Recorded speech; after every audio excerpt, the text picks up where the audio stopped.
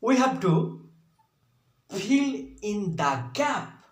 Here we can see why dash done this, and we can see this is an interrogative sentence.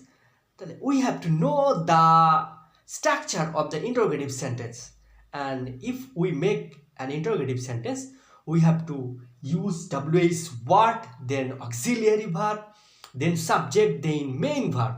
Here we can see WH word, where, why, and we have to find out an auxiliary verb. Here we can see three options, and we can see subject. That means it's not auxiliary verb. It's not auxiliary verb. We can be sure that the last option has an auxiliary verb. Here have an auxiliary verb, and we have to use have you in this dash. Why have you done this?